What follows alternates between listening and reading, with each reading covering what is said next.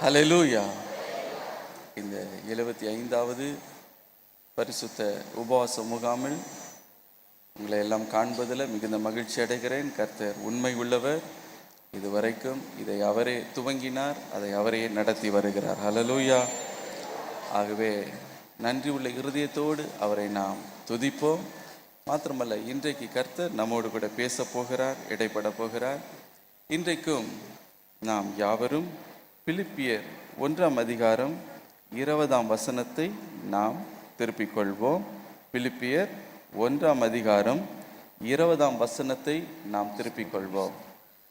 நான் ஒன்றிலும் வெட்கப்பட்டு போகாமல் எப்பொழுதும் போல இப்பொழுதும் மிகுந்த தைரியத்தோட ஜீவனால் ஆகிலும் சாவினால் ஆகிலும் கிறிஸ்து என் சரீரத்தினாலே மகிமைப்படுவார் என்று எனக்கு உண்டாயிருக்கிற வாஞ்சைக்கும் நம்பிக்கைக்கும் தக்கதாய் அப்படி முடியும்.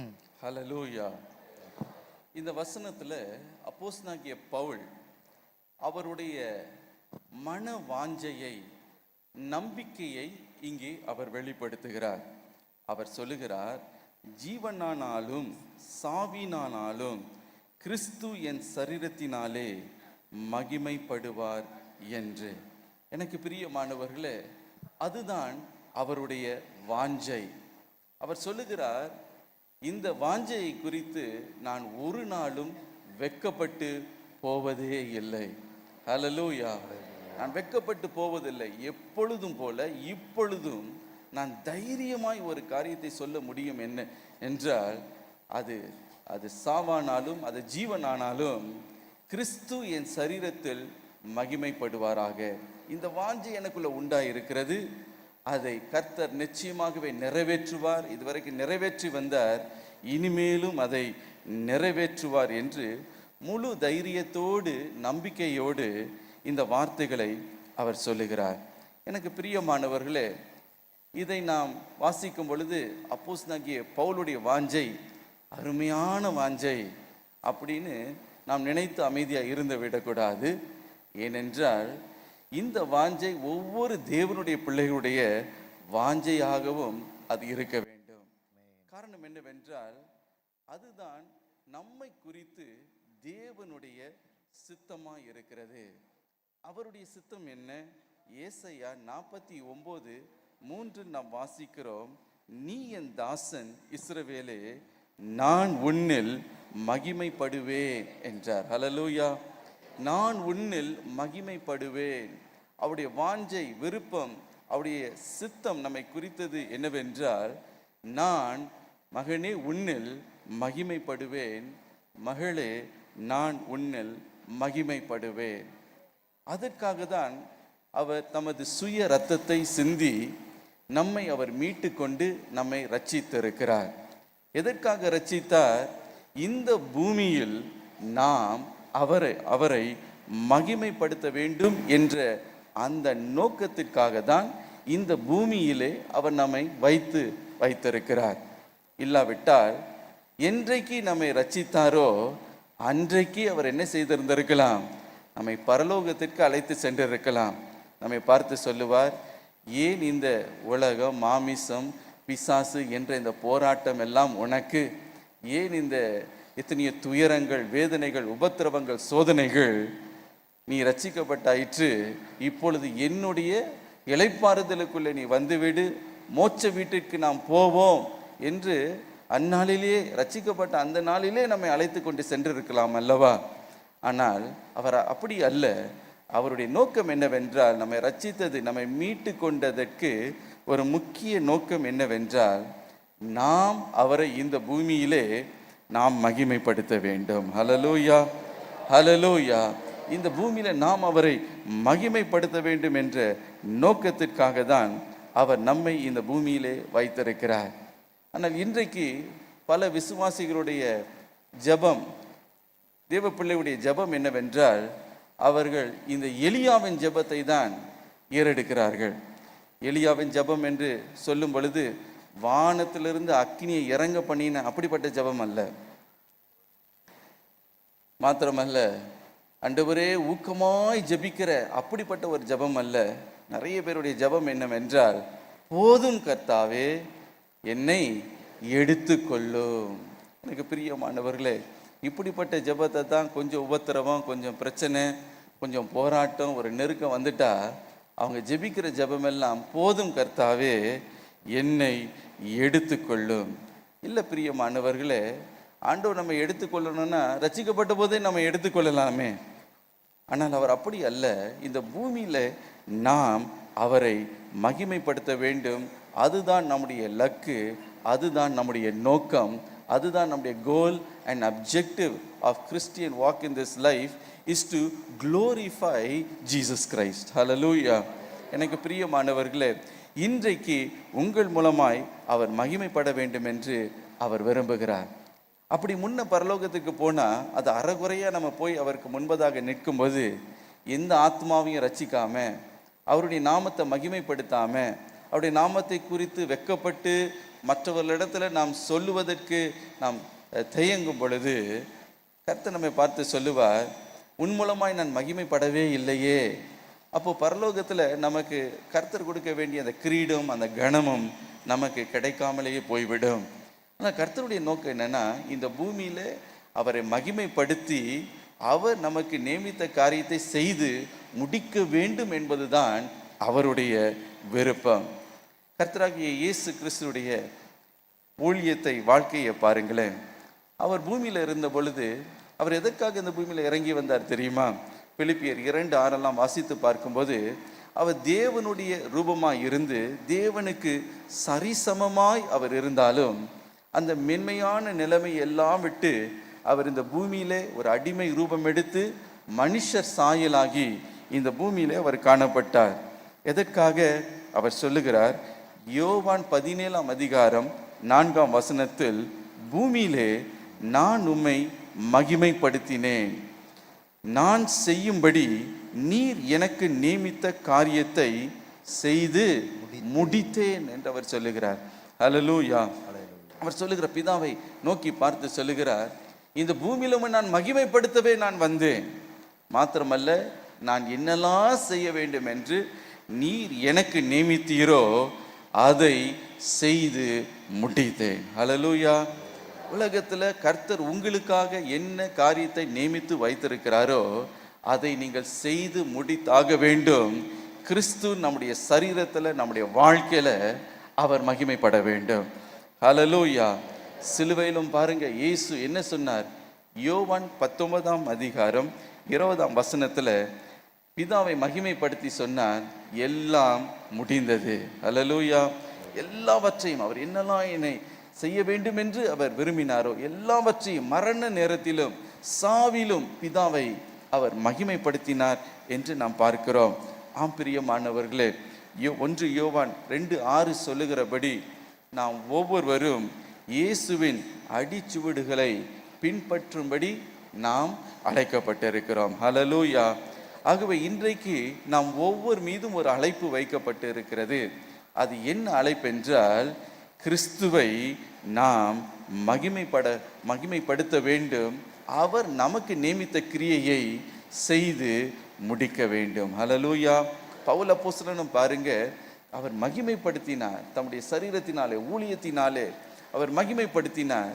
அது முடித்த பிறகுதான் அவர் சொல்லுகிறார், 2 தீமோத்தி 4:7-8 நல்ல போராட்டத்தை போராடினேன், ஓட்டத்தை முடித்தேன், விசுவாசத்தை காத்து கொண்டேன், இது முதல் நீதியின் கிரீடம் எனக்காக வைக்கப்பட்டிருக்கிறது. ஹல்லேலூயா.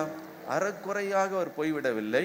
கர்த்தர் என்ன காரியத்தை அவருக்கு நியமித்தாரோ அவரை மகிமைப்படுத்தி, அது ஜீவனால் ஆகிலும் அது சாவினால் ஆகிலும் கிறிஸ்து என் சரீரத்திலே மகிமைப்பட வேண்டும் என்று அவரை மகிமைப்படுத்தினார். ஊழியத்தில் மகிமைப்படுத்தினார், மரணத்திலும் அவரை மகிமைப்படுத்தினார். இரத்த சாட்சியாக, கிறிஸ்துவுக்கு சாட்சியாக அவர் மரித்தார் என்பதை வரலாறிலே நாம் அறிந்து கொள்ள முடியும். ஹல்லேலூயா. ஆகவே இன்றைக்கு நம்முடைய வாஞ்சை, நம்முடைய விருப்பம் என்னவா இருக்க வேண்டும் என்றால், நம்முடைய வாஞ்சை விருப்பம் ஜீவனாலாகிலும் சாவினாலாகிலும் கிறிஸ்து என் சரீரத்திலே மகிமைப்பட வேண்டும். பூமியிலே கர்த்தர் உங்களுக்கு எனக்கு என்ன காரியத்தை நியமித்தாரோ அதை செய்து முடித்தாக வேண்டும். ஹல்லேலூயா. ஏதோ விருதாய் நாம் வாழுகிற ஒரு வாழ்க்கை அல்ல. ஏதோ வாழ்கிறேன், ஏதோ காலத்தை கழிக்கிறேன் என்று அப்படி அல்ல. அவர் எனக்கு நியமித்ததை நான் செய்து முடிக்கணும். கிறிஸ்துவை நான் மகிமைப்படுத்த வேண்டும். ஹல்லேலூயா. மாத்திரமல்ல, நம் நிமித்தம் கிறிஸ்து ஒரு நாளும் தூஷிக்கப்படக்கூடாது என்பது நம்முடைய வாழ்க்கையின் குறிக்கோளாக, நம்முடைய objective of our life, our living should be Christ should not be blasphemed through us. ஒரு நாளும் அவர் நம் மூலமாக தூஷிக்கப்பட்டு விடக்கூடாது என்று நாம் விரும்புவோம், அதையே நாம் நம்புவோம். நிச்சயமாகவே பவுல் அப்போஸ்தலனுடைய வாஞ்சை நம்முடைய வாஞ்சையாக இருக்கும் பொழுது, கிறிஸ்து இயேசுடைய வாஞ்சை நம்முடைய வாஞ்சையாக இருக்கும் பொழுது, ஆவியானவர் நமக்கு ஒத்தாசை செய்து நம்முடைய ஓட்டத்தை ஜெயத்தோடு முடிக்க நமக்கு அனுகிரகத்தை அவர் செய்தருளுவார். ஹல்லேலூயா, ஹல்லேலூயா. இன்றைக்கும் நாம் சுருக்கமாக தியானிக்க போகிறோம், எப்படி கிறிஸ்துவை, தேவனை நம்முடைய சரீரத்தில் நாம் மகிமைப்படுத்த முடியும் என்று. முதலாவதாக, நம்முடைய ஜீவியத்தில் அவரை நாம் மகிமைப்படுத்த முடியும். சுவிசேஷத்தை பிரசங்கிக்கிறது மூலமாக கிறிஸ்துவை நாம் மகிமைப்படுத்த முடியும். இரண்டாவதாக, பிதாவின் சித்தத்தை நிறைவேற்றுகிறதன் மூலமாக நாம் தேவனை மகிமைப்படுத்த முடியும். மூன்றாவதாக, அவருடைய கிரியையை நடப்பிக்கிறது மூலமாக நாம் கிறிஸ்துவை மகிமைப்படுத்த முடியும். ஆங்கிலத்தில் சொல்லணும்னா, first we can magnify God by our life and by preaching the gospel. Secondly, we can magnify God by practicing his will. Thirdly, you can magnify God by proving his work in your life. By these three things we can surely magnify God, whether it be life or death. எனக்கு பிரியமானவர்களே, அது சாவானாலும் ஜீவனானாலும் கிறிஸ்துவை நாம் மகிமைப்படுத்த முடியும். முதலாவதாக, எப்படி அவரை மகிமைப்படுத்த முடியும்? நம்முடைய ஜீவியத்தில் அவரை மகிமைப்படுத்த முடியும். கலாத்தியர் 1ஆம் அதிகாரம் 21 முதல் 24 வசனங்களை வாசிக்க கேட்போம். கலாத்தியர் 1ஆம் அதிகாரம் 24, 25. பின்பு சீரியா சிலிசியா நாடுகளின் புறங்களில் வந்தேன். மேலும் யூதேயா தேசத்திலே கிறிஸ்துவுக்குள்ளான சபைகளுக்கு முகம் அறியாதவனாய் இருந்தேன். முன்னே நம்மை துன்பப்படுத்தினவனே தான் அழிக்க தேடின விசுவாசத்தை இப்பொழுது பிரசங்கிக்கிறான் என்பதை மாத்திரம் அவர்கள் கேள்விப்பட்டிருந்து என்னை பற்றி தேவனை மகிமைப்படுத்தினார்கள். ஹல்லேலூயா. இங்கே பவுல் அப்போஸ்தலன் சொல்லுகிறார், முன்னே நம்மை துன்பப்படுத்தினவன் தான் அழிக்க தேடின விசுவாசத்தை இப்பொழுது பிரசங்கிக்கிறான் என்பதை மாத்திரம் அவர்கள் கேள்விப்பட்டிருந்து என்னை பற்றி தேவனை மகிமைப்படுத்தினார்கள். என்னை பற்றி தேவனை மகிமைப்படுத்தினார்கள். ஆம் பிரியமானவர்களே, பவுல் அப்போஸ்தலனுடைய வாழ்க்கை தேவனுடைய நாமத்துக்கு, கிறிஸ்துவுக்கு மகிமையை கொண்டு வந்தது. ஏன்? அவருடைய வாழ்க்கையில பாருங்க, 2 காரியங்கள் காணப்பட்டது. முதலாவதாக, ஒரு திவ்ய மாற்றம் அவருடைய வாழ்க்கையில உண்டானதுனால கிறிஸ்து மகிமைப்பட்டார். இரண்டாவதாக, அவருடைய பிரசங்கத்தின் மூலமாக கிறிஸ்து மகிமைப்பட்டார் என்று நாம் பார்க்கிறோம். இந்த 2 காரியங்கள் நிமித்தம் கிறிஸ்து பவுல் அப்போஸ்தலனுடைய வாழ்க்கையில மகிமைப்பட்டதை பார்க்க முடியும். முதலாவதாக, அவருடைய வாழ்க்கையில காணப்பட்ட அந்த திவ்ய மாற்றத்தின் நிமித்தம், ஒரு மறுரூபத்தின் நிமித்தம் கிறிஸ்து மகிமைப்பட்டார். கலாத்தியர் 1:23 நாம் வாசித்தோமே, முன்னே நம்மை துன்பப்படுத்தினவன் தான் அழிக்க தேடின விசுவாசத்தை இப்பொழுது பிரசங்கிக்கிறான். இங்கே நாம் கவனிக்க வேண்டிய வார்த்தை என்னவென்றால் முன்னே. அதற்கு பிறகு அடுத்து கவனிக்க வேண்டிய வார்த்தை இப்பொழுது. அப்படி என்றால் பவுல் அப்போஸ்தலனுடைய வாழ்க்கையில ஒரு வேறுபாடு இருந்தது. முன்னே என்ற ஒரு வேறுபாடு, அதற்கு பிறகு இப்பொழுது என்று சொல்லப்படுகிற ஒரு வேறுபாடு இருந்தது. முன்னே என்று சொல்லும் பொழுது கிறிஸ்துவுக்குள்ளே அவர் வருவதற்கு முன்பதாக அவர் ஒரு விதமாக இருந்தார். ஆனால் கிறிஸ்துவுக்கு பிறகு பாருங்கள், கிறிஸ்துவை அறிந்த பிறகு இப்பொழுது அவர் இவ்விதமாக இருக்கிறார் என்ற அந்த ஒரு திவ்ய மாற்றம் அங்கே காணப்படுகிறதை நாம் பார்க்கிறோம். முன்னே அவர் எப்படி இருந்தாராம்? அவர் பொல்லாத ஒரு மனிதனாக, சபையை துன்பப்படுத்துகிறவராக, அவர் ஒரு கொடூரமான ஒரு மனிதனாக அவர் காணப்பட்டார். அடித்து துன்புறுத்தி சங்கிலிகளினாலே விசுவாசிகளை சிறையில் அடைப்பது, அவர்களை டார்ச்சர் பண்ணுவது, இப்படி என்று அதுவே அவருடைய வாழ்க்கை நோக்கமாக இருந்த ஒரு பொல்லாத மனிதனாக அவர் இருந்தார். ஏதோ விசுவாசிகளை துன்பப்படுத்துகிறது மாத்திரமல்ல, விசுவாசத்தையே முற்றிலுமாக, அதாவது கிறிஸ்தவத்தையே ஒழித்து விட வேண்டும் என்று ஒரு மூர்க்க வெறி கொண்டு செயல்பட்ட ஒரு பொல்லாத மனிதனாக தான் அவருடைய வாழ்க்கை காணப்பட்டது. The former life of Apostle Paul was a terrible one. He was a man who persecuted the church. He took great pleasure in beating the believers, and also he wanted to absolutely destroy Christianity from the face of the earth. அவருடைய நோக்கமே அதுதான் இருந்தது. அதுதான் அவருடைய முன்னே இருந்த வாழ்க்கை என்று நாம் பார்க்கிறோம். ஆனால் அதே நேரத்தில் இன்னொரு வார்த்தையும் நாம் பார்க்கிறோம் அதே வசனத்தில், இப்பொழுது என்று. அப்படி என்றால் அவர் அப்படி இருந்த மனிதன் இப்பொழுது அவர் எந்த விசுவாசத்தை அழிக்க வேண்டும் என்று தேடினாரோ அவர் அதையே பிரசங்கிக்கிறார். அப்படி அவருடைய வாழ்க்கையில ஒரு வித்தியாசம் உண்டாயிற்று, ஒரு மாறுதல், ஒரு மறுரூபம். ஜனங்கள் அதை பார்க்கிறார்கள். அவர் இவ்வளவு பொல்லாத மனிதராக இருந்த இந்த மனிதன் இவ்வளவு ஒரு பெரிய வித்தியாசம் உண்டாயிற்று என்று கண்ட பொழுது அவர் என்ன செய்தார்களாம்? பவுல் அப்போஸ்தலன் சொல்லுகிறார், என்னை பற்றி தேவனை மகிமைப்படுத்தினார்கள். ஹல்லேலூயா. ஏதோ ஒரு தற்காலிகமான ஒரு மாற்றம் அல்ல. ஏதோ 4 நாளைக்கு கொஞ்சம் நல்ல பிள்ளையா இருந்துட்டு கொஞ்ச நாள் பைபிள் எடுத்து சுற்றி விட்டு அதற்கு பிறகு பழைய குருடி கதவை தரடின்ற அப்படிப்பட்ட ஒரு வாழ்க்கையில் அவருடைய வாழ்க்கை எப்படி இருந்தது என்றால் ஒரு பெர்மனன்ட் சேஞ்ச், ஒரு டெஃபினிட் சேஞ்ச், ஒரு டிஸ்டிங்டிவ் சேஞ்ச் அவருடைய வாழ்க்கையில் காணப்பட்டதை நாம் பார்க்கிறோம். ஆம் பிரியமானவர்களே, கிறிஸ்து என் மூலமாய் மகிமைப்பட வேண்டும் என்றால் அவர் நியமித்த கிரியையெல்லாம் நான் செய்து முடித்து அந்த ஜீவ கிரீடத்தை நான் பெற்றுக்கொள்ளணும் அப்படின்னு சொல்லுவீர்கள் என்றால் நான் தேவனாலே மகிமையாய் பயன்படுத்தப்பட வேண்டும். அவருடைய ஆவின் வரங்கள் எல்லாம் எனக்குள்ளே கிரியை செய்ய வேண்டும். என் மூலமாய் கர்த்தர் ஒரு பெரிய எழுப்புதலை கொண்டு வர வேண்டும். நான் மற்றவர்களுக்கு ஆசீர்வாதமாக இருக்க வேண்டும். அப்படிப்பட்ட ஒரு நோக்கம் உங்களுக்குள்ளே, வாஞ்சை உங்களுக்கு இருக்குமே ஆனால் எனக்கு பிரியமானவர்களே, முன்னே இப்பொழுது என்று சொல்லத்தக்கதான ஒரு திவ்ய மாற்றம் உங்களுடைய வாழ்க்கையில காணப்பட வேண்டும். ஹல்லேலூயா, ஹல்லேலூயா.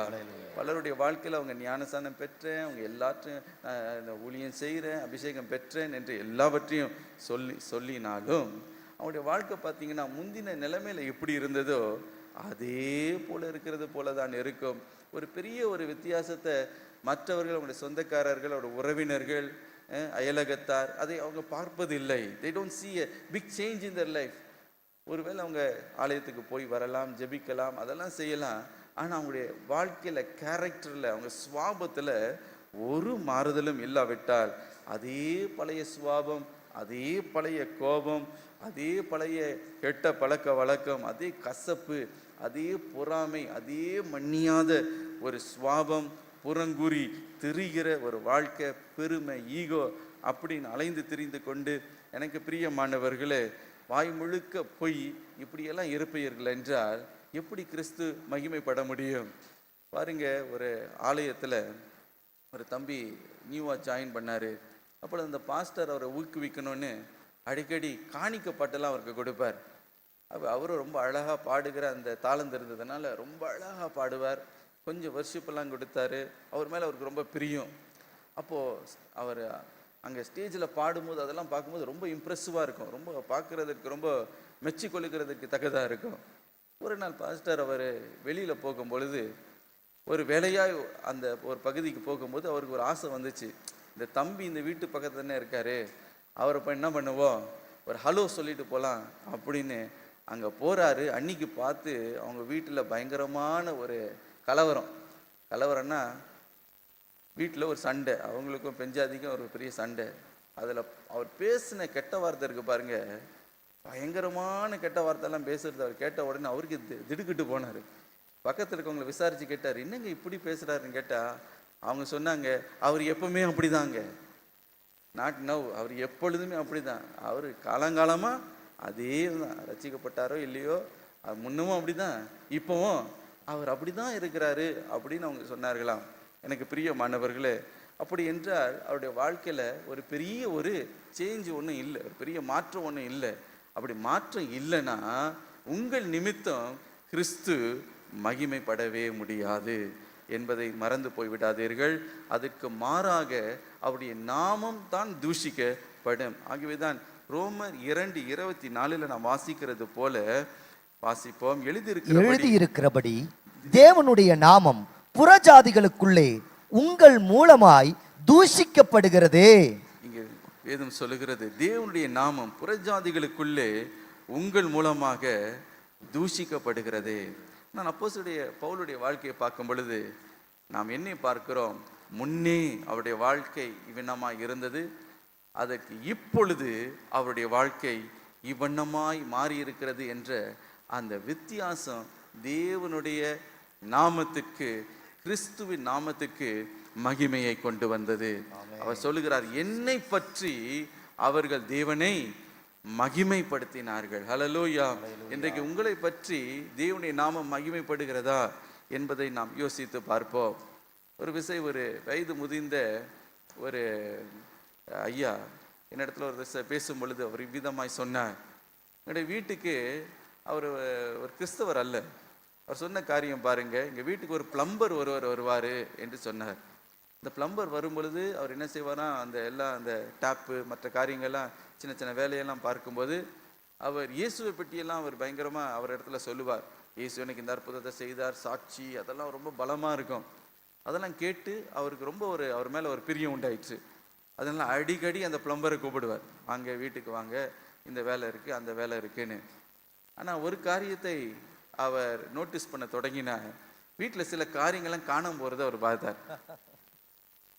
அப்போ அவருக்கு சந்தேகம், ஆனால் இவர் இவ்வளோ நல்லா பேசுகிறாரு, இவர் நிச்சயம் என்ன பண்ண மாட்டார், இந்த மாதிரிலாம் செய்யவே மாட்டான்னு அவருக்கு ஒரு பெரிய நம்பிக்கை. ஏன்னா இவ்வளவு ஆண்டவர் கிறிஸ்துவின் அன்பு, சிலுவையில் இயேசு தொங்கினார், எந்தவனே ஏன் கைவிட்டார், அப்போ ஏன் சொன்னார் தெரியுமா, அப்படிலாம் பயங்கரமாக விளக்கெல்லாம் கொடுத்தவர்.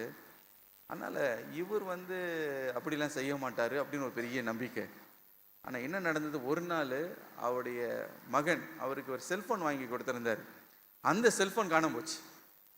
அப்போது போலீஸ் கம்ப்ளைண்ட்லாம் கொடுத்து கடைசியில் யார் ஏதுன்னு ட்ரேஸ் பண்ணி கடைசியில் பிடிச்சா, யாரை பிடிச்சாங்கன்னா மிஸ்டர் பிளம்பர் ஐயாவை தான், அவரை தான் பிடிச்சாங்க. அப்போ தான் அவர் சொன்னார், நீங்கள் கிறிஸ்தவங்களாம் ரொம்ப அருமையாக பேசுகிறீங்க, உங்கள் வாய் பேச்சுக்கெல்லாம் குறைச்சலே கிடையாது, ஆனால் உங்களுடைய செயலில் ஒன்றுமே என்ன இல்லை, நத்திங் இஸ் தேர், எம்டி அப்படின்னாரு. எம்டி வெசல் தான் நீங்களாம் அப்படின்னு. எனக்கு பிரியமானவர்களே, ஆகவே பாருங்க, கிறிஸ்துவின் நாமம் இங்கே தூஷிக்கப்பட்டதா மகிமைப்பட்டதா? ஆகவே நம்முடைய வாழ்க்கையில முன்னே இப்பொழுது அப்படின்னு ஒரு மாற்றம் உண்டாகவில்லை என்றால் கிறிஸ்துவின் நாமம் மகிமைப்படவே முடியாது. அப்படி என்றால் அவருடைய நாமம் மகிமைப்பட வேண்டும் என்றால் நாம் என்ன செய்ய வேண்டும்? முதலாவதாக நம்முடைய அவயங்களை நீதியின் ஆயுதங்களாக அல்லது நீதிக்கு அடிமையாக நம்மை நாமே ஒப்பு கொடுக்க வேண்டும். ரோமர் 6:19 இவ்விதமாய் சொல்லுகிறது, வாசிக்க கேட்போம்.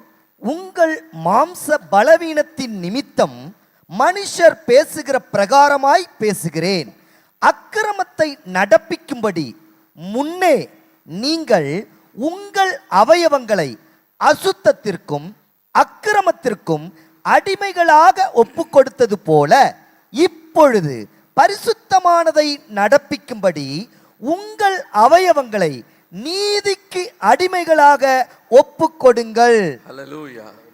மீண்டுமாக இந்த வசனத்துல நீங்க அந்த வார்த்தையை கவனிக்க முடியும். முன்னே இப்பொழுது. முன்னே எப்படி? அக்கிரமத்தை நடப்பிக்கும்படி முன்னே நீங்கள் உங்கள் அவயங்களை அசுத்தத்திற்கும் அக்கிரமத்திற்கும் அடிமைகளாக ஒப்பு கொடுத்தது போல. முன்னே அசுத்தத்திற்கும் இச்சைகளுக்கும் மாம்ச கிரியைகளுக்கும் நம்முடைய அவயத்தை நாம் ஒப்பு கொடுத்தோம், அதுக்கு அடிமையாக நாம் இருந்தோம். அக்கிரமத்தை நடப்பிக்கும்படி நாம் நம்முடைய அவயங்களை, சரீரத்தை நாம் அடிமைகளாக நாம் ஒப்பு கொடுத்தோம் என்று நாம் பார்க்கிறோம். அதே நேரத்தில் இன்னொரு வார்த்தையை நாம் கவனிக்க முடியும். இப்பொழுது பரிசுத்தமானதை நடப்பிக்கும்படி உங்கள் அவயங்களை நீதிக்கு அடிமைகளாக ஒப்பு கொடுங்கள். ஹல்லேலூயா. அப்பொழுது கிறிஸ்து எப்பொழுது நம்ம மகிமைப்பட முடியும் என்றால், நாம் முன்னே வாழ்ந்த வாழ்க்கை இருந்தாலும் இப்பொழுது நம்முடைய அவயங்களை, நம்முடைய சரீரத்தை நாம் நீதியை நடப்பிக்கும்படி நாம் ஒப்பு கொடுக்க வேண்டும். ஹல்லேலூயா. அந்த சரீரத்தை பார்த்து, ஆண்டவரே இந்த சரீரம் ஆண்டவரே உம்முடைய மகிமைக்காக கொடுக்கப்பட்டிருக்கிறது, இதில் நீங்க மகிமைப்படணும்.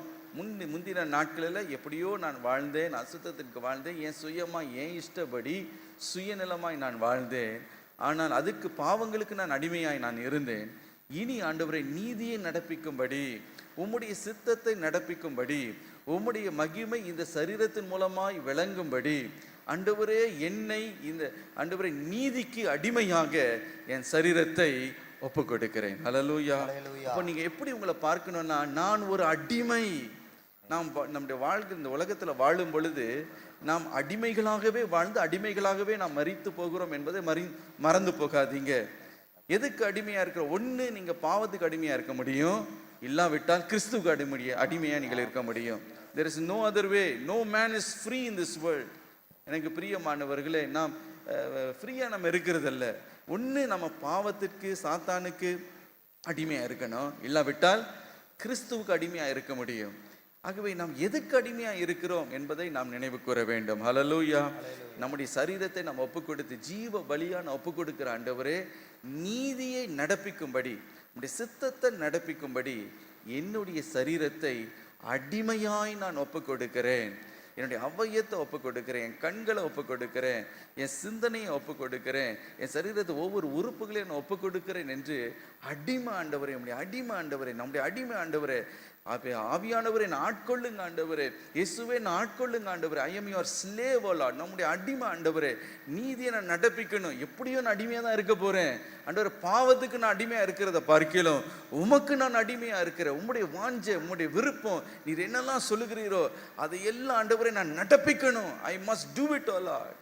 சாவினால் ஆகிலும் ஜீவனால் ஆகிலும் கிறிஸ்து என் சரீரத்தினாலே மகிமைப்பட வேண்டும். நான் கிறிஸ்துவுக்கு அடிமை என்று நாம் எப்பொழுது ஒப்பு கொடுக்கிறோமோ அப்பொழுது கிறிஸ்து நம் மூலமாக, நம்முடைய சரீரத்தின் மூலமாக இந்த பாவம் கூடி இருக்கிற இந்த மரணத்துக்கு ஏதுவான சரீரத்திலும் தேவனுடைய மகிமை பிரதிபலிக்க தொடங்கும். ஹல்லேலூயா, ஹல்லேலூயா. தேவனுடைய மகிமை உங்களுடைய சரீரத்தில இருந்து பிரதிபலிக்கிறதை நீங்க பார்ப்பீங்க. மோசேயுடைய முகத்தை பார்க்கும்போது தேவனுடைய மகிமை அந்த முகத்தில் காணப்பட்டது என்று நாம் பார்க்கிறோம். ஏன் தெரியுமா? மோசே கர்த்தருக்கு அடிமையாக இருந்தார். 40 நாள் புசியாமலும் குடியாமலும் அவர் சீனாய் மலையில ஆண்டோடைய பாதத்துல காத்திருந்தார். காரணம் என்ன? தேவன் சொன்னார், நீ வா, நீ மலையில் ஏறி வந்து என்னுடைய பாதத்துல காத்திரு. இப்போ உடனே அவர் சொல்லலை, ஐயோ எனக்கு அவ்வளோ நாள்லாம் இருக்க முடியாது, நான் பார்த்து சொல்றேன், எனக்கு மற்ற வேலைலாம் இருக்கு, பாளையத்தில் மற்ற ஒர்க்கெல்லாம் இருக்கு, அதெல்லாம் நான் பார்க்கணும். அப்படிலாம் எந்த சாக்கு. அடிமை என்ன சொல்லுவாங்க? நான் சொன்னா செய்யணும். அடிமைக்கு என்ன? தனக்கு சுயமா ஒண்ணும் கிடையாது, சொன்னா செய்யணும். அப்படிதான் நம்ம எல்லாருமே வாழ்ந்து கொண்டு இருக்கிறோம். பாவிகளும் அப்படிதான் இருக்கிறாங்க. அந்த பாவ சுவாபம் சொல்லுது, இதை நீ செய். உடனே என்ன செய்கிறான்? போய் அந்த ஒரு அந்த சாயார கடையில் போய், அந்த ட்ரிங்க் ஷாப்பில் போய் இது போய் குடிக்கணும் அப்படின்னு அந்த அந்த என்ன சொல்றது, அந்த பாவ சுவாபம் ஒன்று தூண்டுகிறது. தூண்டின உடனே என்ன பண்றான்? அடிமையை போல போறான். அங்கே போய் ஊற்றி குடிக்கணும். அவனுக்கு அது செய்யக்கூடாதுன்னு தெரியும், குடும்பத்தை கெடுக்குதுன்னு தெரியும், எல்லாம் தெரிஞ்சாலும் அடிமையை போல, he's not in is own control, அதை நடப்பிக்கணும்னு போறான். இச்சையை சாத்தான் தூண்டும் போது, மாம்சத்தை தூண்டும் போது அதை நடப்பிக்கணும், அதை எதிர்க்க முடியல. ஏன்னா அடிமை, அப்படியே அதை செய்யணும், அதுக்கு பின்பதாக அப்படியே போக வேண்டியது. ஆனால் எனக்கு பிரியமானவர்களே, கிறிஸ்துவுக்கு அடிமையா மாறிட்டா ஆவியானவர் என்ன சொல்லுகிறாரோ ஆமென். அது அப்படியே செய்வீர்கள். ஹல்லேலூயா. ஹல்லேலூயா. அடிமை ஆண்டவரே, நான் அடிமை. எப்படியும் அடிமை தான். நான் கிறிஸ்துவுக்காக நான் அடிமையா இருந்துட்டு நான் போறேன். ஹல்லேலூயா. என் நிமித்தம் கிறிஸ்து மகிமைப்படுவாராக. ஆமென். ஹல்லேலூயா. ஹல்லேலூயா. அதுதான் ஃபாதர் பெர்க்மன் ஐயா அருமையான ஒரு பாடலை ஏற்று இருக்கிறார். அடிமை நான் ஆண்டவரே, என்னை ஆட்கொள்ளும் என் தெய்வமே. அடிமை நான் ஆண்டவரே, என்னை ஆட்கொள்ளும் என் தெய்வமே. தெய்வமே தெய்வமே, அடிமை நான் ஆட்கொள்ளும், அடிமை நான் ஆட்கொள்ளும். அடிமை நான் ஆண்டவரே, என்னை ஆட்கொள்ளும் என் தெய்வமே. அடிமை நான் ஆண்டவரே, என்னை ஆட்கொள்ளும் என் தெய்வமே. என் உடல் உமக்கு சொந்தம், என் உடல் உமக்கு சொந்தம். இதில் என்னாலும் வாசம் செய்யும், இதில் என்னாலும் வாசம் செய்யும். அடிமை நான் ஆண்டவரே, என்னை ஆட்கொள்ளும் என் தெய்வமே. சொல்லுமா. அடிமை நான் ஆண்டவரே, என்னை ஆட்கொள்ளும் என் தெய்வமே. தெய்வமே தெய்வமே, அடிமை நான் ஆட்கொள்ளும், அடிமை நான் ஆட்கொள்ளும். அடிமை நான் ஆண்டவரே, என்னை ஆட்கொள்ளும் என் தெய்வமே. அடிமை நான் ஆண்டவரே, என்னை ஆட்கொள்ளும் என் தெய்வமே. வாழ்வது நானல்ல, வாழ்வது நானல்ல, என்னில் இயேசு வாழ்கின்றார், என்னில் இயேசு வாழ்கின்றார். அடிமை நான் ஆண்டவரே, என்னை ஆட்கொள்ளும் என் தெய்வமே. அடிமை நான் ஆண்டவரே, என்னை ஆட்கொள்ளும் என் தெய்வமே. தெய்வமே தெய்வமே, ஆடிவள்ளும், அடிமை நான் ஆட்கொள்ளும், அடிமை நான் ஆட்கொள்ளும், அடிமை நான் ஆட்கொள்ளும். சொல்லுங்க வாயில தருது. அடிமை நான் ஆட்கொள்ளும், அடிமை நான் ஆட்கொள்ளும், அடிமை நான் ஆட்கொள்ளும். ஹல்லேலூயா. நாம் கிரியைக்கு கொல்லப்பட்டிருக்கிறோம். நாம் நம்முடையவர்கள் அல்ல, அவருக்கு அடிமை. ஹல்லேலூயா. நீதிக்கு நான் அடிமை. சொல்லுங்க, நீதிக்கு நான் அடிமை. நீதியை நடப்பிக்கும்படி, அவருடைய சித்தத்தை நடப்பிக்கும்படி, அதற்காக நான் அடிமையா இருக்கிறேன். ஹல்லேலூயா. எப்பொழுது நான் அடிமை என்று நீங்கள் ஒப்புக் கொடுக்கிறீர்களோ, அது ஜீவனானாலும் அது சாவனாலும் கிறிஸ்து உங்களுடைய சரீரத்தினாலே மகிமைப்படுவார். ஹல்லேலூயா, ஹல்லேலூயா, ஹல்லேலூயா. அவர் உங்களில் அவர் மகிமைப்படுவார். உங்களை பற்றி மற்றவர்கள் தேவனை மகிமைப்படுத்துவார்கள். மாத்திரமல்ல, எப்படி நாம் அப்படி ஒரு மாற்றம் நம்மளுக்குள்ள ஒரு மறுரூபம் எப்படி உண்டாக முடியும்? ரோமர் 12ஆம் அதிகாரம் 12ஆம் வசனத்தை வாசிப்போம். நீங்கள் புதிதாக்கப்பட வேண்டும். நீங்கள் இந்த பிரபஞ்சத்திற்கு ஒத்த வேஷம் தெரியாமல் தேவனுடைய நன்மையும் பிரியமும் பரிபூரணமான சித்தம் இன்னதென்று பகுத்து அறியத்தக்கதாக உங்கள் மனம் புதிதாகிறதினாலே மறுரூபமாகுங்கள். ஹல்லேலூயா. உங்கள் மனம் புதிதாகிறதினாலே மறுரூபமாகுங்கள். ஹல்லேலூயா. முன்னே இப்பொழுது என்று சொல்லத்தக்கதான ஒரு வித்தியாச, ஒரு திவ்ய மாற்றம் நமக்குள்ள உண்டாகணும்னா வேதம் சொல்லுகிறது, உங்களுடைய மனம் புதிதாகிறதினாலே மறுரூபமாகுகிறீர்கள். அப்படிப்பட்ட மறுரூபம் நம்மாலே நாமே கொண்டு வர முடியாது. நம்முடைய மனம் புதுப்பிக்கப்படுகிறதினாலே அந்த மறுரூபம் உண்டாகுகிறது. ஆகவே வேதம் சொல்லுகிறது, அப்படி அறிந்து கொள்ள வேண்டும் என்றால் தேவனுடைய சித்தம் என்ன, அதை நாம் பகுத்தறிய வேண்டும் என்றால் அந்த நம்முடைய மனம் புதுப்பிக்கப்பட வேண்டும். அது எப்படி புதுப்பிக்கப்படும்? தேவனுடைய வார்த்தையை நம்ம உட்கொள்ள வாசிக்க வாசிக்க நம்மை நாமே என்ன செய்கிறோம் என்றால் பிரெயின் வாஷ் பண்ணுகிறோம். என்ன சொல்றீங்க அப்படின்னு கேட்டால், பிரெயின் வாஷா அப்படின்னு கேட்டீங்கன்னா, ஆமாம், பிரெயினை வாஷ் பண்ணணும். ஏனென்றால் நம்முடைய மனது என்ன ஆகுகிறது என்றால் பல காரியத்தினாலே அது கரைப்படுகிறது. நம்முடைய காண்கிற காரியம், சிந்திக்கிற காரியம், கேள்விப்படுகிற காரியம், நாம் பாவ மாம்சத்தில் நாம் வாழ்ந்து கொண்டிருக்கிறது, எத்தனையோ காரியங்கள் நம்முடைய மனதை ஆட்கொள்ளணும், அதை கவர்ன் பண்ணணும்னு போராடி கொண்டே இருக்குமாம். அப்போ ஒரு வித்தியாசம் நம்முடைய வாழ்க்கையில உண்டாகி நாம் மறுரூபம் ஆகணும்னா தேவனுடைய பிரியம் என்ன, அவருடைய பரிபூர்ண சித்தம் என்ன என்பதை பகுத்தறிந்து அறிந்து கொள்ள வேண்டும் என்றால், அவருக்கு பிரியமா வாழணும்னா, அவரை மகிமைப்படுத்தணும்னா, நம் மறுரூபம் நம்முடைய வாழ்க்கையில உண்டாகணும்னா நம்முடைய மனம் தேவனுடைய வார்த்தையினாலே புதுப்பிக்கப்பட வேண்டும். அது எவ்வளவுக்கு எவ்வளோ அதை நீங்கள் வாசிக்கிறீர்களோ, எல்லாம் மனதில் இருக்கிற மற்ற தேவையில்லாத காரியங்கள் எல்லாம், அசுத்திகள் எல்லாம் என்ன ஆகிறதாம்? கழுவப்படுகிறது. அல்லேலூயா. புதுப்பிக்கப்படுகிறது என்றால் பாத்திரத்தை சாப்பிட்ட பிறகு அது அப்படியே அழுக்கா இருக்கும். புதுப்பிக்கிறதுனா என்ன? அதை நல்லா கழுவி சுத்தம் பண்ணி நீங்கன்னா எப்படி இருக்கும்? பலபலன் இருக்கிறது போல தேவனுடைய வார்த்தையினால சுத்திகரிக்கப்படும் பொழுது மனம் புதுப்பிக்கப்படுகிறது. இன்னொரு விதத்தில் சொன்னா, டெய்லி உங்களையே தேவனுடைய வார்த்தையினால பிரெயின் வாஷ் பண்ணுங்க. Brain wash your self. ஆண்டோடைய வார்த்தையை நீங்கள் எந்த அளவுக்கு உட்கொண்டு அதற்கு நீங்கள் ஒப்பு கொடுக்க உங்களுக்குள்ள அந்த திவ்ய அந்த மறுரூபத்தை கர்த்தர் உண்டு பண்ணுவார். ஹல்லேலூயா. ஆகவே நீங்கள் சொல்ல முடியும், முன்னே மற்றவர்களை பார்த்து சொல்ல, முன்னே இப்படி இருந்தாப்புல இப்பொழுது இவ்விதமாக இருக்கிறார் என்று சொல்லி உங்களை பற்றி தேவனை, கிறிஸ்துவை அவர்கள் மகிமைப்படுத்துவார்கள். அப்பொழுது பாருங்க, தேவனுடைய வல்லமை நம்முடைய வாழ்க்கையில, நம்முடைய சரீரத்துல விடுதலையோடு கூட செயல்பட முடியும். ஹல்லேலூயா.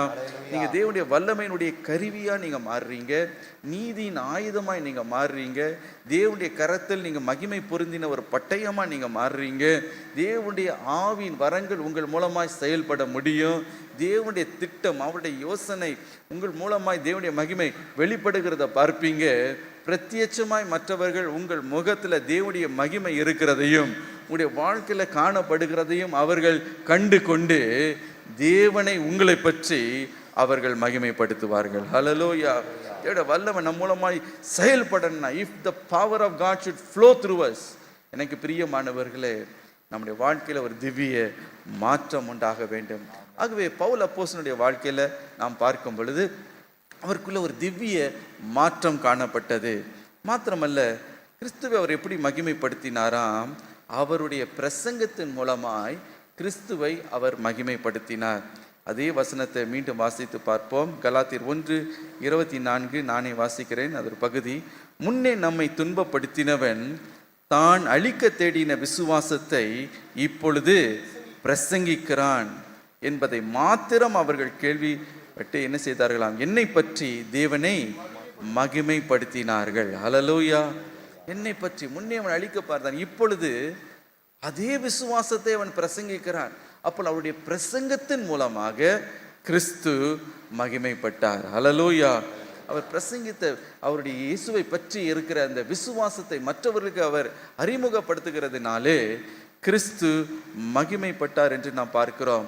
பவுல் அப்போஸ்தலனுடைய வாழ்க்கையை பார்க்கும்போது எந்த இடத்திலும், எவ்விடத்திலும், எல்லா சமயங்களிலும் அவர் சுவிசேஷத்தை அவர் பிரசங்கிப்பதற்கு அவர் ஆயத்தமாக இருந்தார். அவர் சொல்லுகிறார், சீரியா, சிசிலியா, யூதா அந்த புறத்தில் எல்லா இடத்துலையும் சென்று நான் என்ன செய்தேன்?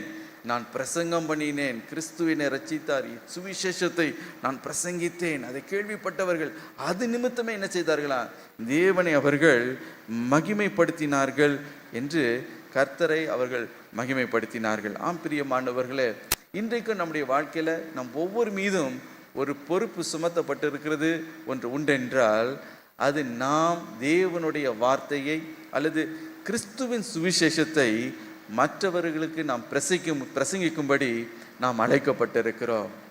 இப்போ நீங்கள் சொல்லுவீங்க, நான் ஒன்றும் பெரிய பிரசங்கியார் இல்லையே, எனக்கு பிரசங்கம் பண்ணலாம் தெரியாது அப்படின்னு சொல்லுவீர்கள். எனக்கு பிரியமானவர்களே, நீங்கள் பிரசங்கியாரோ இல்லையோ, சாதாரண நபராக இருந்தாலும் கிறிஸ்துவின் அன்பை நம்ம மற்றவங்களுக்கு ஷேர் பண்ணுகிறது தான் சுவிசேஷத்தை பிரசங்கிக்கிறது. ஹல்லேலூயா.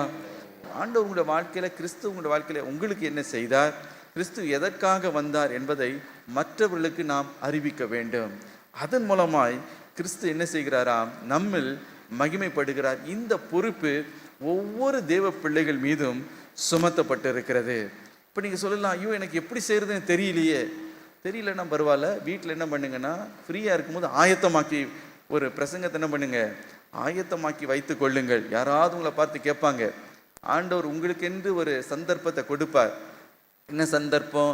கிறிஸ்துவை குறித்து அவர்களுக்கு அறிமுகப்படுத்துகிற ஒரு சந்தர்ப்பத்தை ஆண்டவரே உண்டாக்கி உங்களுக்கு தருவார். அப்பொழுது அவங்களுக்கு நீங்கள் சுவிசேஷத்தை பிரசங்கிக்கிறதுக்கு நீங்கள் எப்படி இருக்கணுமா, ஆயத்தமாக இருக்கணும். ஹல்லேலூயா. அதை தான் 1 பேதுரு 3:15 நாம் வாசிக்க கேட்போம். கர்த்தராகிய தேவனை உங்கள் இருதயங்களில் பரிசுத்தம் பண்ணுங்கள், உங்களில் இருக்கிற நம்பிக்கையை குறித்து உங்களிடத்தில் விசாரித்து கேட்கிற யாவருக்கும் சாந்தத்தோடும் வணக்கத்தோடும் உத்தரவு சொல்ல எப்பொழுதும் ஆயத்தமாயிருங்கள். எப்பொழுதும் ஆயத்தமாயிருங்கள். என்ன, எதற்காக ஆயத்தமா இருக்கணும்? உங்களுடைய நம்பிக்கை என்ன, இயேசுவை நீங்க நம்பி இருக்கிறீங்களே, அதனால என்ன அப்படின்னு மற்றவங்க உங்களை விசாரிப்பார்களாம். விசாரித்து கேட்கும்படி ஆண்டவரே சில ஆத்துமாக்களை உங்கள் இடத்துல அனுப்புவார். அப்பொழுது நீங்கள் எப்படி இருக்கணும்னா, சாந்தத்தோடு வணக்கத்தோடு உத்தரவு சொல்ல, அல்லது நீங்கள் கிறிஸ்துவை குறித்து அவர்களுக்கு ஷேர் பண்ணுகிறதுக்கு நீங்கள் ஆயத்தமாய் இருக்க வேண்டும். ஹல்லேலூயா. ஆகவே நம்மை நாமே ஆயத்தப்படுத்தி கொள்ள வேண்டும். எப்படி ஆயத்தம் பண்ணி, ஏதாவது ஒரு சுவிசேஷ பிரசங்கத்தை மனப்பாடமாக ரெடி பண்ணி வச்சுக்கோங்க. இல்லைன்னா ஒரு ட்ராக்டாவது பாக்கெட்டில் என்ன பண்ணுங்க, எப்பொழுதுமே வைத்து கொள்ளுங்க. யாராவது கேட்பாங்க, யாராவது கேட்கும்போது நான் என்ன சொல்லணும், அவங்க கேட்டால் நான் எப்படி பதில் சொல்லணும் என்பதை நீங்கள் ஆயத்தமாக இருக்கணும். அப்போனா ஆயத்தமாக இருக்கணும். ஆயத்தப்படுத்தினா தானே ஆயத்தமாக முடியும். ஆகவே வீட்டில் என்ன பண்ணுங்க, நல்லா ஆயத்தப்படுத்தி கொள்ளுங்க. ஒரு சின்ன சுவிசேஷ மெசேஜை நீங்கள் ஆயத்தப்படுத்தி நீங்கள் வைத்து கொள்ள வேண்டும். எதற்கு? இப்படி கேட்டால் இப்படி நான் சொல்லுவேன். எனக்கு பிரியமானவர்களே, உலக பிரகாரமான காரியத்துக்கு இப்படியெல்லாம் நம்ம ரொம்ப நல்ல ஞானமாக செய்வோம். இப்போ ஒரு இன்டர்வியூக்கு போகிறாங்கன்னா அங்கே கோச் இப்படி சொல்லி அனுப்புவார். அங்கே இப்படி கேள்வி வரும், இன்டர்வியூவில் இப்படி கேட்பாங்க. அப்போ நீ என்ன பண்ணணும், இப்படி பதில் சொல்லணும், இப்படி உன்னுடைய டாக்குமெண்ட்டை காட்டணும், உன்னுடைய மார்க் ஷீட்டை காட்டணும் அப்படின்னு என்ன சொல்லுவாங்க, சொல்லி வச்சுருப்பாங்க. ஆகவே போகும்போது அவங்க எப்படி போவாங்கன்னா, ப்ரிப்பேர்டாக இருப்பாங்க. அவங்க கேட்பாங்க, ஏதாவது என்ன கேள்வி கேட்டாலும் இப்படி சொல்லணும் அப்படின்னு அவங்க ஆயத்தமாக இருப்பாங்க. அதே போல் ஒரு இன்டர்வியூக்கே நீங்கள் இவ்வளோ பாடுபட்டு ஆயத்தமாகி போகிற நீங்கள் என்ன செய்ய வேண்டுமா, உங்களை பற்றி, நீங்கள் ஆண்டவர் பற்றி வைத்திருக்கிற விசுவாசத்தை குறித்து மற்றவர்கள் உங்களை கேட்கும் பொழுது அவர்களுக்கு சாந்தத்தோடு வணக்கத்தோடு ஒரு ரிப்ளை கொடுக்க, ஒரு சுவிசேஷத்தை அவர்களிடத்தில் சொல்லுவதற்கு நீங்கள் எப்பொழுதும் ஆயத்தமாக இருக்க வேண்டும். ஹல்லேலூயா. சில நேரம் உங்கள் உறவினர் உங்கள் இடத்துல கேட்பாங்க, உங்களுடைய நண்பர் உங்கள் இடத்துல கேட்கிற ஒரு தருணத்தை ஆண்டவர் தருவார். இல்லைன்னா ஸ்ட்ரேஞ்சராக கூட இருக்கலாம், இது வரைக்கும் நீங்கள் பார்க்காத, முன்ன பின்ன அறிமுகமாகாத ஒரு மனிதராக இருக்கலாம். கேட்கும் பொழுது உத்தரவு சொல்லுகிறதுக்கு நீங்கள் ஆயத்தமாக இருக்கணும். பவுல் அப்போஸ்தலனுடைய வாழ்க்கையை பார்க்கும்போது அவர் எப்பொழுதுமே ஆயத்தமாக இருந்தார். ஒரு நேரம், ஒரு தருணம் கிடைச்சா போதும், டக்குன்னு என்ன பண்ணிடுவார், கிறிஸ்துவை பற்றி மகிமையாய் ஒரு சுவிசேஷத்தை பிரசங்கித்து விடுவார். அதன் மூலமாய் கிறிஸ்து மகிமைப்படுவார். அவர் எப்பொழுதுமே மேடையை பிரசங்கியார் மாத்திரமல்ல, அவர் எல்லா இடத்துலையும் அவர் பிரசங்கித்ததை நீங்கள் பார்க்க முடியும். அப்போஸ்தலர் 19:8 வாசித்து பாருங்க. அவர் எங்கே பிரசங்கம் பண்ணினா, தேவாலயத்தில், ஜெப ஆலயங்களில் அவர் பிரசங்கித்தார் என்று நாம் பார்க்கிறோம். அப்போஸ்தலர் 17, 16, 34 வாசித்து பார்க்கும்போது ஏதென்ஸில் பெரிய பெரிய பிலாசபர்ஸ்க்கு முன்பதாக, தத்துவ ஞானிகளுக்கு முன்பதாக இயேசுவை அவர் பிரசங்கித்தார், சுவிசேஷத்தை பிரசங்கித்தார் என்று நாம் பார்க்கிறோம். அப்போஸ்தலர் 26 அதிகாரத்தை வாசித்து பாருங்க. அவர் இப்பொழுது ஒரு சிறை கைதியாய் அவர் இருக்கிறார். கைகளில சங்கிலிகள் இருக்கிறது. அந்த விலங்கு போட்ட ஒரு நிலைமையிலும் அகிரிப்பா ராஜா கிறிஸ்துவை குறித்து கேள்விப்பட வேண்டும் என்று இந்த பவுல் அப்போஸ்தலனை அழைத்த போது அவ்வளவு அருமையாக கிறிஸ்துவை குறித்து, உயிர்த்தெழுதல் நம்பிக்கையை குறித்து அவர் அவ்வளவு அழகாக அங்கே அந்த காரியத்தை அவர் பிரசங்கித்ததை நாம் பார்க்கிறோம். அந்த பிரசங்கத்தை கேட்ட அகிரிப்பா ராஜா என்ன தெரியுமா சொன்னாரு? 28ஆம் வசனத்துல, இன்னும் கொஞ்சம் விட்டா என்னை நீ கிறிஸ்துவனா மாற்றி விடுவாய். அந்த அளவுக்கு அவர் அந்த இடத்துல நின்று அந்த சங்கிலிகளோடு கூட அவரை பார்த்து, இந்த சங்கிலிகளை தவிர நீங்கள் கிறிஸ்தவராய் நீங்கள் மாற வேண்டும் என்று அவ்வளவு ஒரு இயேசுவை நீங்கள் ஏற்றுக்கொள்ள வேண்டும் என்று சொல்லி அவ்வளவு வைராக்கியமாய் அவர் பிரசங்கித்ததை நாம் பார்க்க முடியும். இன்னும் அப்போஸ்தலர் 16ஆம் அதிகாரம் 13 15 வசனங்களை வாசித்து பாருங்க. ஒரு ஆற்றங்கரையில் கூட அவர் பிரசங்கித்தாராம். ஆற்றங்கரையில் என்ன செய்தாராம்? முழங்கால் படியிட்டு அவர் ஜெபித்தார். அங்கே அந்த துவைக்கிறதுக்கு சில ஸ்திரீகள் எல்லாம் வந்திருந்திருக்கலாம். அப்பொழுது அவர் என்ன செய்தாராம்? அங்கே நின்று சுவிசேஷத்தை பிரசங்கித்தார். அப்பொழுது லித்தியாள் என்று சொல்லப்படுகிற ஒரு ஸ்திரீ அந்த பிரசங்கத்தை அவள் கேட்டுக்கொண்டு இருந்தாலாம். வேதம் சொல்லுகிறது, கர்த்தர் அவள் இருதயத்தை திறந்தார். அல்லேலூயா. பாருங்க எப்படி ஆண்டவர் ஒரு மனுஷனை சந்திக்கிறாரு பாருங்க.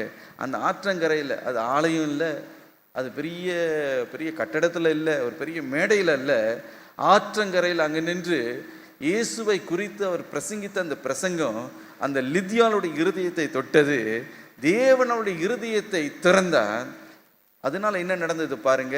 யூரோப் கண்டத்தில் முதல் சபை ஸ்தாபிக்கப்பட்டது அவள் மூலமாய். எனக்கு பிரியமானவர்களே, பாருங்க எப்படி ஆண்டவர் ஒரு மனிதனை பிடித்து மற்ற காரியத்தை, அடுத்த காரியத்தை எவ்வளவு வேகமாய் செய்கிறார். ஆகவே தான் ஆண்டவர் சொல்லுகிறார், இன்னும் சாக்கு போக்கு சொல்லிக்கிட்டு ஐயோ எனக்கு எப்படி சொல்றதுன்னு தெரியாது, எனக்கு அது வராது இது வராது, வருதோ வரலையோ, நம்ம என்ன பண்ணணும்? ஒரு இன்டர்வியூக்கு நீங்க ப்ரிப்பேர் பண்றீங்க பார்த்தீங்களா? ஏன் நீங்க ஆண்டவருக்காக ப்ரிப்பேர் பண்ணக்கூடாது?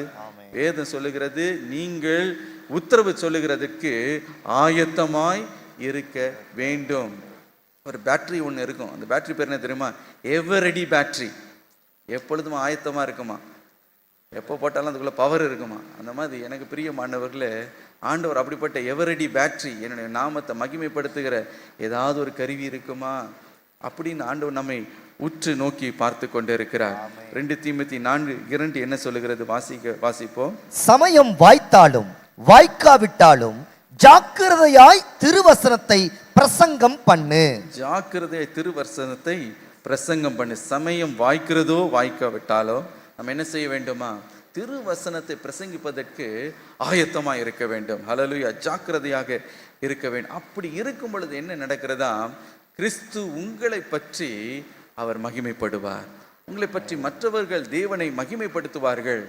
அப்பொழுது இந்த விசுவாசத்தை அழிக்க தேடின இந்த அப்போஸ்தலனாகிய பவுல் இப்பொழுது அதை பிரசங்கிக்கிறார் என்று சொல்லி அது நிமித்தம் அவரை தேவனை மகிமைப்படுத்தினார்கள். ஆகவே சுவிசேஷத்தை நீங்கள் எந்த அளவுக்கு நீங்கள் பிரசங்கிக்கிறீர்களோ, மற்றவர்களை பகிர்ந்து கொள்கிறீர்களோ, அந்த அளவுக்கு இயேசு உங்கள் மூலமாக அவர் மகிமைப்படுகிறார். இரண்டாவதாக, கிறிஸ்து எப்பொழுது நம்முடைய வாழ்க்கையில் மகிமைப்படுகிறாராம்? எனக்கு பிரியமானவர்களுடைய சித்தத்தை நாம் செய்வதற்கு ஒப்பு கொடுக்கும் பொழுது அவர் நம்மில் மகிமைப்படுகிறார். 2 தெசலோனிக்கேயர் 1:11-12 வசனங்களை வாசிக்க கேட்போம். ஆகையால் நம்முடைய தேவனும் கர்த்தராகிய இயேசு கிறிஸ்துவும் அளிக்கும் கிருபையின்படியே நம்முடைய கர்த்தராகிய இயேசு கிறிஸ்துவின் நாமம் உங்களிடத்திலும் நீங்கள் அவரிடத்திலும் மகிமைப்படும் பொருட்டாக நம்முடைய தேவன் உங்களை தமது அழைப்புக்கு பாத்திரர் ஆக்கவும் தமது தயையுள்ள சித்தம் முழுவதையும் விசுவாசத்தின் கிரியையையும் பலமாய் உங்களிடத்தில் நிறைவேற்றவும் வேண்டுமென்று எப்பொழுதும் உங்களுக்காக வேண்டிக் கொள்ளுகிறோம். அல்லேலூயா. இங்கே நாம் பார்க்கிறோம், அவர் சொல்லுகிறார், நம்முடைய கர்த்தராகிய இயேசு கிறிஸ்துவின் நாமம் உங்களிடத்திலும் நீங்கள் அவரிடத்திலும் மகிமைப்படும் பொருட்டு என்று அவர் சொல்லிவிட்டு 2 காரியங்களை குறிப்பிடுகிறார். எப்பொழுது கிறிஸ்துவின் நாமம் நம்மில் மகிமைப்படுமாம், நாம் நம்முடைய அழைப்புக்கு நாம் பாத்திரவான்களாய் நாம் இருக்க வேண்டும். 2வதாக விசுவாசத்தின் கிரியையை நாம் செயல்படுத்த வேண்டும். இந்த 2 காரியத்தின் நிமித்தம் கிறிஸ்து நம்மில் அவர் மகிமைப்படுகிறார். நாம் கிறிஸ்துவில் மகிமைப்படுகிறோம், அவர் நம்மில் மகிமைப்படுகிறார், நாம் அவரில் மகிமைப்படுகிறோம் என்று வேதம் சொல்லுகிறது. ஆகவே அவருடைய சித்தத்தை நாம் நடப்பிக்கிறோம். அது என்ன சித்தம் என்றால், அவருடைய நம்மை அழைத்த அழைப்புக்கு பாத்திரவான்களாய் இருக்க வேண்டும். 2வதாக விசுவாசத்தின் கிரியையை நாம் நடப்பிக்கும் பொழுது அவருடைய பலன் நம்மில் பலமாய் கிரியை செய்கிறதை பார்க்க முடியும். முதலாவது பாருங்க, உங்களை தமது அழைப்புக்கு பாத்திரவான்களாகவும், அப்படி என்று சொல்லும் பொழுது நாம் ஒவ்வொரு மீதும் கர்த்தர் ஒரு அழைப்பை வைத்திருக்கிறார். ஒரு பரிசுத்த அழைப்பு நாம் ஒவ்வொருவருக்கும் கொடுக்கப்பட்டு இருக்கிறது. அது என்ன அழைப்பு? அது எப்பொழுது வந்தது? என்றைக்கு இயேசுவை நீங்கள் ஏற்றுக்கொண்டீர்களோ, என்றைக்கு சொந்த இரட்சகராய் நீங்கள் ஏற்றுக்கொண்டீர்களோ, அப்பொழுதே ஒரு அழைப்பு உங்கள் மீது வைக்கப்பட்டிருக்கிறது. என்ன அழைப்பு தெரியுமா? முழு நேர ஊழிய அழைப்பு அல்ல. அந்த அழைப்பு என்னவென்றால், ரோமர் 8:39 வாசிக்கிறது போல, தமது குமாரனுடைய சாயலுக்கு ஒப்பாய் இருப்பதற்கு முன்குறித்தவராகிய கர்த்தர் என்று நாம் வாசிக்கிறோம். அவருடைய குமாரனாகிய சாயலுக்கு நாம் ஒப்பாய் இருக்கும்படி நாம் முன்குறிக்கப்பட்டவர்களாய் நாம் இருக்கிறோம். அதுதான் நம்முடைய அழைப்பு. ஹல்லேலூயா. ஆகவே அந்த அழைப்புக்கு ஏற்றபடி நாம் நடக்கும் பொழுது, அந்த சித்தத்தை நாம் நடப்பிக்கும் பொழுது, வேதம் சொல்லுகிறது, கிறிஸ்து நம்மில் மகிமைப்படுகிறார், நாம் அவரில் மகிமைப்படுகிறோம். அவருடைய நாமம் நம்மில் மகிமைப்படுகிறது, நாமும் அவரில் மகிமைப்படுகிறோம் என்று வேதம் சொல்லுகிறது. ஆனால் என்ன வேதனை என்றால், நாம் அந்த அழைப்புக்கு பாத்திரவான்களாய் பல வேளைகளில் நாம் நடப்பதில்லை. ஆகவே தான் கிறிஸ்து இன்னும் நம்மில் மகிமைப்படவில்லை. உதாரணத்திற்கு யூதாசுடைய வாழ்க்கையை கவனித்து பாருங்கள். மத்தேயு 10:2-4 வாசித்து பார்க்கும்போது, யூதாஸ் காரியோத் இயேசுவின் அப்போஸ்தலனாக ஒரு பெரிய உன்னத அழைப்பு அவனுக்கு கொடுக்கப்பட்டதை நாம் பார்க்கிறோம். மற்ற எல்லா சீஷர்களோடு அவனுக்கும் அந்த அழைப்பு கொடுக்கப்பட்டது என்று பார்க்கிறோம். ஆனால் அவனோ அந்த அழைப்பிற்கு பாத்திரவனாக அவன் நடக்கவில்லை. யோவான் 12:6 வாசிக்கிறது போல, பண ஆசை அவனை பிடித்தது என்று நாம் பார்க்கிறோம். யோவான் 12:4-6 வாசித்து பார்க்கும்போது, அவனுடைய வாழ்க்கை ஒரு மாய்மாலமான ஒரு வாழ்க்கையாய் காணப்பட்டதாம். வெளி தோற்றத்தில் மிகவும் நீதி உள்ளவனாக, பரிசுத்தம் உள்ளவனாய் அவன் காண்பித்து கொண்டான். ஆனால் அவனுடைய அந்தரங்கத்தை பார்க்கும் பொழுது, அந்த காண்பித்து கொண்ட வாழ்க்கைக்கு ஆப்போசிட்டாக, நேர் எதிர்மறையாக இருந்ததை நாம் பார்க்க முடியும். மாத்திரமல்ல, ஏழைகள் மீது அவன் மிகுந்த கரிசனை உள்ளவனை போல காட்டி கொண்டானாம். ஆனால் வேதம் சொல்லுகிறது, இயேசுவனுடைய பணப்பட்டியிலிருந்து அவன் வேண்டியதை அவன் களவாடி கொள்ளுவான் என்று நாம் பார்க்கிறோம். பாத்திரவானாய் அவன் வாழவில்லை. மத்தேயு 26:14-16 வாசித்து பார்க்கும்போது, இயேசுவின் சத்துருக்களோடு கூட ஒரு ரகசியமான ஒரு உடன்படிக்கையை அவன் செய்து கொண்டான். இயேசுவையே மறுதலித்து அவரை காட்டி கொடுக்கும்படி 30 வெள்ளிக்காசுக்கு காட்டி கொடுத்தான் என்று நாம் பார்க்கிறோம். ஆகவேதான் யூதாஸ் மற்ற எல்லா சீஷர்களை போல அவன் அழைக்கப்பட்டிருந்தாலும், மற்ற சீஷர்கள் மூலமாய் தேவன் மகிமைப்படும் பொழுது இவன் மூலமாய் மகிமைப்பட முடியவில்லை. காரணம் என்னவென்றால், அவன் அழைப்பிற்கு பாத்திரவனாக அவன் வாழாமல் போனதுதான். இன்றைக்கு நம் ஒவ்வொருவருக்கும் ஒரு அழைப்பு கொடுக்கப்பட்டிருக்கிறது. அவருடைய குமாரனாகிய இயேசு கிறிஸ்துவின் சாயலுக்கு ஒப்பாய் இருக்கும்படி நாம் நியமிக்கப்பட்டிருக்கிறோம். அப்படி என்றால், இயேசுவின் சுவாபத்தை, அவருடைய திவ்ய சுவாபத்தை இந்த உலகத்தில் நம்முடைய ஜீவியத்தில் பிரதிபலிக்கும்படி நாம் அழைக்கப்பட்டிருக்கிறோம். அந்த சாந்த குணம், ஆவியின் கனிகளை நாம் பிரதிபலிக்க எனக்கு பிரியமானவர்களே, கிறிஸ்து நம்மில் மகிமைப்படுவார். ஹல்லேலூயா. இரண்டாவதாக நாம் பார்க்கிறோம், விசுவாசத்தின் கிரியையை நாம் செயல்படுத்த வேண்டும். அப்படி செயல்படுத்தும் பொழுது பலமாய் நம்மிடத்தில் கர்த்தர் தம்முடைய வல்லமையை அவர் நிறைவேற்றுவார். பிரியமானவர்களே, விசுவாசத்தை நாம் செயல்படுத்துகிறது மூலமாக தேவனுடைய நாமம் நம்மில் மகிமைப்படுகிறது. தானியேலுடைய வாழ்க்கையை கவனித்து பாருங்களேன். தானியேல் ஒரு விசை தன்னுடைய வாழ்க்கையில ஒரு இக்கட்டான ஒரு சூழ்நிலையை, ஆபத்தான சூழ்நிலையை அவர் சந்தித்தார் என்று பார்க்கிறோம். அவரும் அவருடைய தோழர்களும் சந்தித்தார்கள். என்ன நடந்தது? அப்படிப்பட்ட நேரத்தில் தான் தானியேல் என்ன செய்தாராம்? விசுவாசத்தில் அவர் செயல்பட்டார். விசுவாசத்தில் அவர் படி எடுத்து வைத்த பொழுது ஒரு பெரிய ஆபத்திலிருந்து அவரும் அவரோடு கூட இருக்கிற தோழர்களும் அவர்கள் விடுவிக்கப்பட்டார்கள், தப்பித்து கொண்டார்கள் என்று நாம் பார்க்கிறோம். அப்படி என்ன இடுக்கணை அவர் சந்தித்தார் என்று பார்க்கும்போது தானியேல் 2ஆம் அதிகாரம் 1-45 வசனங்களை வாசித்து பார்க்கும்போது, அந்த தேசத்தின் ராஜா நேபுகாத்நேசார், பாபிலோனின் சாம்ராஜ்யத்தின் அந்த மகாராஜா என்ன செய்தாராம்? ஒரு இரவுல ஒரு சொப்பனத்தை அவர் கண்டார். அந்த சொப்பனத்தை பார்த்ததுலேருந்து அவருக்குள்ள பெரிய ஒரு கலக்கம், ஒரு பயம், ஒரு திகில், என்ன சம்பவிக்குமோ என்ற ஒரு பயம். அடுத்த நாள் என்ன செய்தாராம்? அந்த பேலஸில் எல்லா அரண்மனையில் இருக்கிற எல்லா ஞானவான்களையும், ஜோஷியக்காரர்களையும், அங்கே இருக்கிற குறி சொல்லுகிறவர்களையும், மந்திரவாதிகளையும் அழைத்து ஒரு காரியத்தை சொன்னார். இப்படி ஒரு சொப்பனத்தை நான் கண்டேன், அதனால நான் ரொம்ப கலங்கி போயிருக்கிறேன், அதனுடைய அர்த்தத்தை உங்களால் சொல்ல முடியுமா என்று. அப்பொழுது எல்லாம் அந்த மந்திரவாதிகள், ஞானவான்கள் எல்லாம் என்ன சொன்னார்களாம்? உம்முடைய சொப்பனத்தை எங்களுக்கு சொல்லும், அப்பொழுது நாங்கள் என்ன செய்கிறோம்? அர்த்தத்தை நாங்கள் அருமையாக உங்களுக்கு சொல்லுகிறோம் என்று. ஆனால் அந்த ராஜா கொஞ்சம் கெட்டிக்காரான ராஜா, ஒரு ஸ்மார்ட்டான ராஜா பாருங்க. அதனால தான் அவ்வளோ பெரிய சாம்ராஜ்யத்துக்கு அவர் என்னவா இருக்கிறாரு? ராஜாவாக இருக்கிறாரு. அவர் இவங்களை பார்த்து ஒன்று சொன்னார், அதெல்லாம் இருக்கட்டும், நீங்கள் ஏதாவது ஒரு வியாக்கியானத்தை சொல்லுவீங்க, நான் சொப்பனத்தை சொல்லுவேன், நீங்கள் ஏதாவது ஒரு வியாக்கியானத்தை சொல்லுவீங்க, அது எப்படி உண்மைன்னு எனக்கு தெரியும். ஆக ஒன்று செய்வோம், என் சொப்பனத்தையும் சொல்லுங்க, அதோடைய அர்த்தத்தையும் சொல்லுங்க, அப்போ நீங்கள் சொல்லுகிற அந்த வியாக்கியானம் அது என்னவா இருக்கும்? சரியா இருக்கும் அப்படின்னு சொன்னார். அப்போ இந்த ஞானிகள், இந்த மந்திரவாதிகள், இந்த அஸ்ட்ராலஜர்ஸ், இவங்களுக்கு ஒன்றுமே ஓடலை. ராஜாவை பார்த்து சொன்னாங்களா, அப்படிப்பட்ட ஒரு காரியத்தை செய்வதற்கு ராஜ்யத்தில் ஒருவனுமே இல்லை. There is not even one person in the kingdom who can say your dream and give the interpretation for that dream. அப்படிப்பட்டவங்க யாருமே இல்லையே என்று சொன்னாராம். அப்பொழுது பாருங்க, ராஜாக்கு வந்தது பாருங்க கோபம். அப்படிப்பட்ட உதவாத ஞானிகள், அப்படிப்பட்ட யூஸ்லெஸ் மந்திரவாதிகள் எனக்கு தேவையே இல்லை என்று சொல்லி ஒரு கட்டளையை பிறப்பித்தாராம். என்னவாம்? எல்லா ஞானிகள், மந்திரவாதிகள், குறி சொல்லுகிறவர்கள், இவங்க எல்லாரையும் என்ன பண்ணணும்? வெட்டி போடணும் அப்படின்னு. பாருங்க, அதை செய்யும்படி அந்த கேப்டன் ஆஃப் த ஆர்மி அவனும் என்ன செய்து விட்டான்? அந்த இராணுவத்தின் தலைவனும் என்ன செய்தானா? எல்லா ஞானிகளையும் கொல்லும்படி அவன் ஆரம்பித்து விட்டான். அப்படிப்பட்ட நேரத்தில் தானியேல் இடத்துல வராங்க. ராஜாவின் கட்டளையின்படி உங்களை நாங்கள் வெளியில் கொண்டு போய் வெட்ட போகிறோம் அப்படின்னு. உடனே தானியேல் கேட்கிறார், என்ன விஷயம்? இப்படி ராஜா ஒரு சொப்பனத்தை கண்டாராம், அதுக்கு யாரும் வியாக்கியானம் கொடுக்க முடியலையா, ஆகவே எல்லாரையும் கொலை செய்ய வேண்டும் என்று அவர் சொல்லியிருக்கிறார், உங்களையும் நாங்கள் கொலை செய்ய போகிறோம், உங்களுடைய கூட்டாளிகளையும் நாங்கள் கொலை செய்ய போகிறோம் என்று. அப்பொழுதுதான் தானியேல் விசுவாசத்தில் அவர் செயல்பட்டார். ஹல்லேலூயா.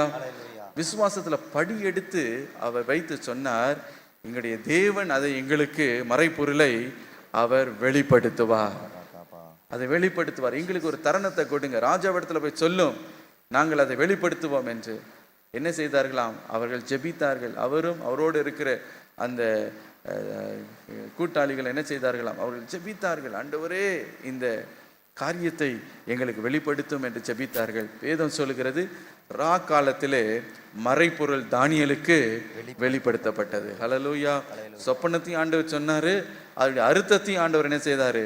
வெளிப்படுத்தினார். அடுத்த நாள் பாருங்க, அரண்மனையில பிரிஸ்கா ட்ரெஸ் பண்ணிட்டு ராஜாக்கு முன்பதாக நின்று, ஓ ராஜாவே, இந்த சொப்பனத்தை தான் நீர் கண்டீர், அதோடைய அர்த்தம் இன்னதென்று அவர் சொன்ன உடனே, அவ்வளோ பெரிய ராஜா, பாபிலோன் எம்பையர் என்பது ஒரு தேசம் இல்லை, அது பெரிய சாம்ராஜ்யம். அவர் என்ன செய்தாராம்? அவனுக்குள்ள தேவனுடைய வல்லமை இருக்கிறத அவர் கண்ட உடனே என்ன செய்தார்? முககுப்புற விழுதாராம். விழுகிறது மாத்திரமல்ல, தேவனை அவர் மகிமைப்படுத்தினார் என்று வேதத்தில் நாம் வாசிக்கிறோம். வாசிக்க கேட்போமே. தானியேல் 2ஆம் அதிகாரம் 47ஆம் வசனம். ராஜா தானியேலை நோக்கி, நீ இந்த மறைபொருளை வெளிப்படுத்தினபடியினால் மெய்யாய் உங்கள் தேவனே தேவர்களுக்கு தேவனும் ராஜாக்களுக்கு ஆண்டவரும் மறைபொருள்களை வெளிப்படுத்துகிறவருமாயிருக்கிறார் என்றான். ஹல்லேலூயா. தேவனே அவர் மகிமைப்படுத்துகிறார். தேவனே, உங்களுடைய தேவனே தேவராய் இருக்கிற மறைப்பொருள்களை வெளிப்படுத்துகிறவராய் இருக்கிறார் என்று சொல்லி தேவனை மகிமைப்படுத்துகிறதை நாம் பார்க்கிறோம். ஏன் தேவனுடைய நாமம் இங்கே மகிமைப்பட்டது என்று பார்க்கும் பொழுது, விசுவாசத்தோடு அவர் செயல்பட்டார்.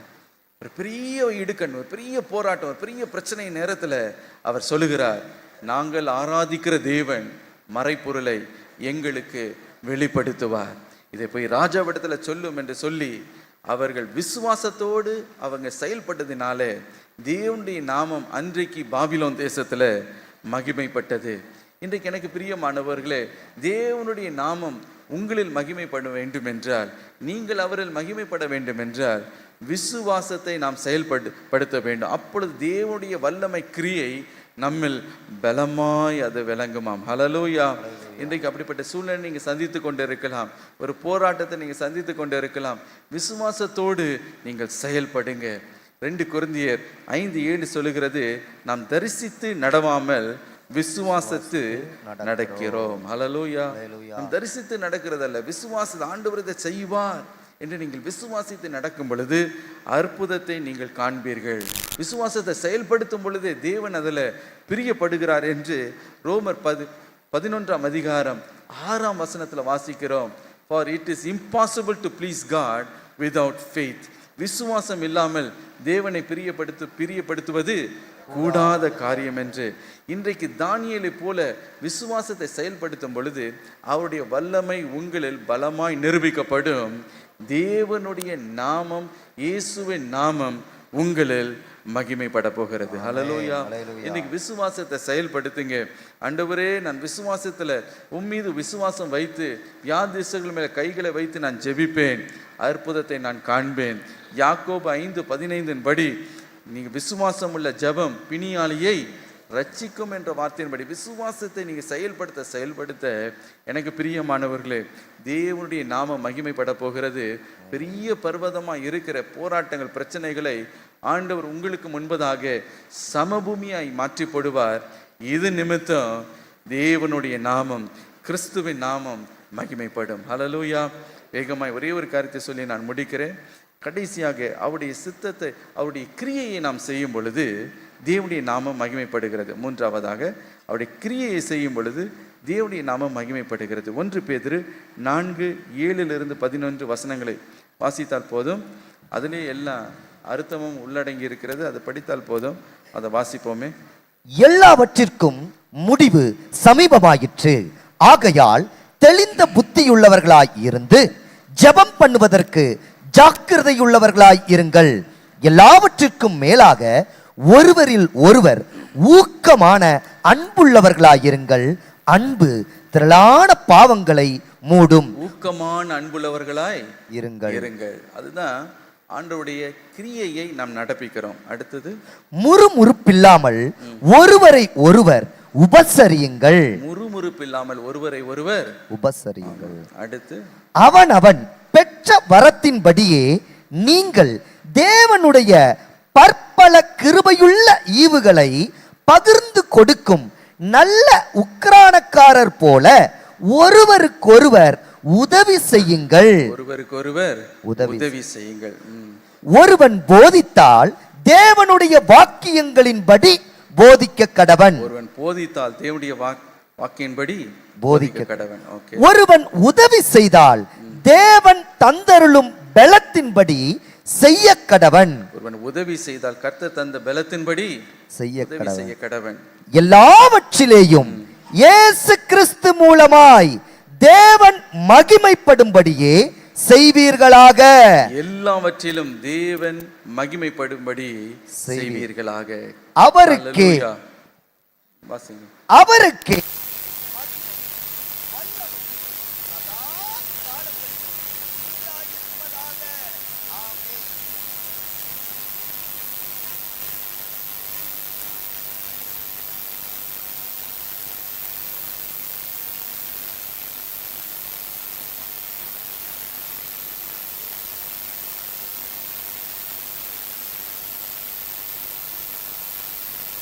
தேவனுடைய நாமம் மகிமைப்பட வேண்டும். எதை எடுத்தாலும் எல்லாவற்றிலும் ஒரு நோக்கம் இருக்கணும். அது என்னன்னா, தேவனுடைய நாமம் இதன் மூலமாய் மகிமைப்படுமா, மகிமைப்படாதா? இந்த காரியத்தை நம்முடைய முன்பதாக வைத்து நாம் செயல்படுவோம் என்றால், எனக்கு பிரியமானவர்களே, நாமும் அப்போஸ்தலனாகிய பவுல் போல தைரியமாய் சொல்ல முடியும், ஜீவனாலாகிலும் சாவினாலாகிலும் கிறிஸ்து என் சரீரத்தினாலே மகிமைப்படுவார் என்று எனக்கு உண்டாயிருக்கிற வாஞ்சைக்கும் நம்பிக்கைக்கும் தக்கதாக அப்படியே முடியும். ஹல்லேலூயா. அப்படியே அது நடக்கும் என்று நாமும் தைரியமாய் சொல்ல முடியும். ஹல்லேலூயா. இன்றைக்கு கிறிஸ்து உங்கள் மூலமாய் மகிமைப்பட போகிறார்.